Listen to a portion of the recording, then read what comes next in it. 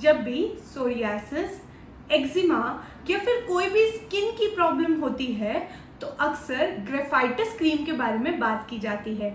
इस वीडियो के थ्रू हम जानेंगे कि कैसे ग्रेफाइटिस क्रीम को आपको इस्तेमाल करना है, क्या सच में वो आपको बेनिफिट करती भी है या नहीं करती है, या किन किन बीमारियों में वो मददगार होगी। इस वीडियो के थ्रू हम इसी बारे में बात करने वाले हैं। देखिए, ग्रेफाइटिस जो है आपको इस तरह का एक क्रीम या ऑइंटमेंट जिसे हम बोलते हैं वो मिलता है। देखिए, मैं यूजुअली बोलूँ तो ज़्यादातर मैं ये उन लोगों में इस्तेमाल करती हूँ जिनको खुजली की दिक्कत होती है, कट्स पड़ जाते हैं। जैसे आप देखेंगे काफ़ी स्किन की प्रॉब्लम्स होती हैं, चाहे वो कोई भी प्रॉब्लम हो जिसके अंदर कट्स पड़ रहे हैं, ब्लीडिंग हो रही है, डिस्चार्जेस आ रहे हैं, मतलब स्किन से कुछ डिस्चार्जेस आ रहे हों, कुछ निकल रहा हो, वाइट कलर का कुछ निकल रहा हो, या फिर थोड़े थिक डिस्चार्जेस आ रहे हों, जो कि हो सकता है सोरियासिस में हो सकता है आपको एक्जिमा में भी ऐसा आता हो। तो किसी भी तरह से अगर मुझे लगता है कि पेशेंट को बहुत ज़्यादा खुजली हो रही है, बहुत ज़्यादा ड्राइनेस है, साथ में बहुत ज़्यादा कट्स लग गए हैं, किसी भी तरह से वहाँ रेडनेस हो गई है, खुजली करने की वजह से वहाँ ब्लीडिंग आ रही है, या फिर जो डिस्चार्जेस हैं वो बहुत ज़्यादा हो गए हैं, कोई अल्सर है वहाँ डिस्चार्जेस बहुत ज़्यादा हो गए हैं, ऐसे समय पर यूजुअली ग्रेफाइटिस क्रीम लगाने के लिए बोला जाता है। यूजुअली ग्रेफाइटिस बहुत सारी ब्रांड्स की आती है। ग्रेफाइटिस SBL की भी आपको मिल जाएगी, वैक्सन की भी मिल जाएगी, बहुत सारी डिफरेंट कंपनीज की ग्रेफाइटिस क्रीम आती है। आप कोई भी लगा सकते हैं।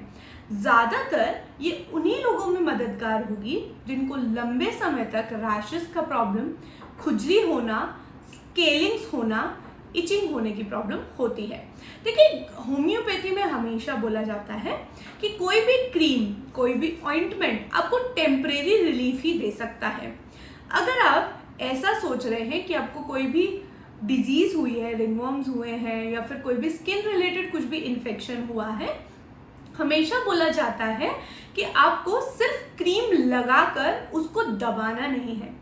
देखिए, बहुत सारी ऑलरेडी क्रीम्स आपको मार्केट में मिलती हैं, कुछ स्टेरॉइडल क्रीम्स होती हैं, कुछ नॉर्मल क्रीम्स होती हैं, लेकिन होम्योपैथी में ऐसा बोला जाता है कि अगर आप क्रीम्स अपना भी रहे हैं और क्रीम्स लगा भी रहे हैं तो वो आपको टेम्परेरीली कुछ समय के लिए आपको बेटर करेगी, लेकिन बाद में वो आपको प्रॉब्लम वापस भी हो सकती है।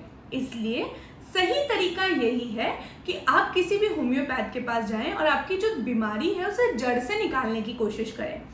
आप होम्योपैथिक ग्रेफाइटिस 30 भी ले सकते हैं। देखिए, ग्रेफाइटिस 30 जो आप खाने की दवाई में बनाएंगे वो आपको मददगार हो सकती है, साथ में आप ये क्रीम भी लगा सकते हैं। होम्योपैथी में चाहे वो एक्जिमा हो, सोरियासिस हो, रिंगवर्म्स हो, कोई बॉयल्स हो, या किसी भी तरह की कोई भी प्रॉब्लम होती है, उसके लिए सिर्फ एक होम्योपैथिक दवाई कभी काम नहीं करती है। हमेशा होम्योपैथिक दवाइयाँ आपके लक्षणों पर डिपेंड होती है।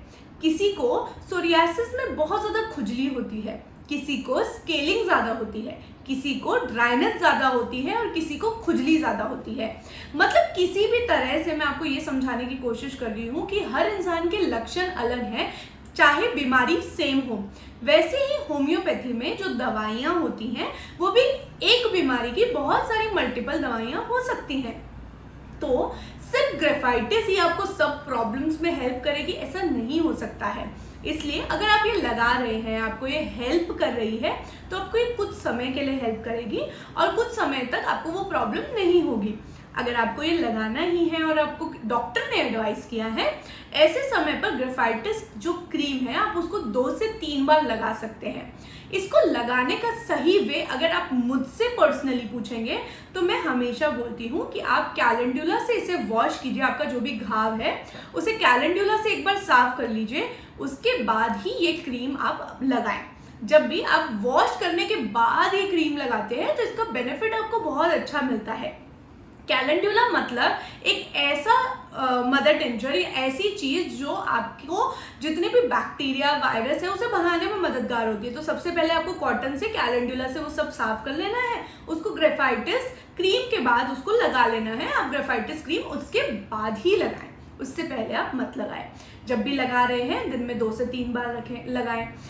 अगर आप ग्रेफाइटिस लगा रहे हैं तो कोशिश करें कि पानी बहुत ज़्यादा, मतलब इम्पॉर्टेंटली उसमें पानी ना चला जाए। कोशिश करें जब घाव पे ग्रेफाइटिस लगा दिया है तो आप पानी ज़्यादा ना लगाएं। अगर आपको ये ग्रेफाइटिस क्रीम लगाने के लिए बोला है, ऑइंटमेंट लगाने के लिए बोला है, तो ये 2 से 3 महीना आप लगा सकते हैं। ये बिल्कुल सेफ है, बहुत बड़ा कोई साइड इफेक्ट इसका आपको देखने को नहीं मिलता है। अगर ऐसे ही होम्योपैथिक रिलेटेड इन्फॉर्मेशन आपको जानना है तो आप चैनल को सब्सक्राइब कर सकते हैं। कोई भी एक्जिमा, डर्मेटाइटिस, सोरियासिस, कोई भी इस तरह का प्रॉब्लम है तो आप हमें कांटेक्ट भी कर सकते हैं। हम इन सब का इलाज आपके लिए कर देंगे। ऐसे ही हेल्थ रिलेटेड वीडियोस जानने के लिए चैनल को सब्सक्राइब कर लीजिए और हमारे नए वीडियोस देखते रहिए। धन्यवाद।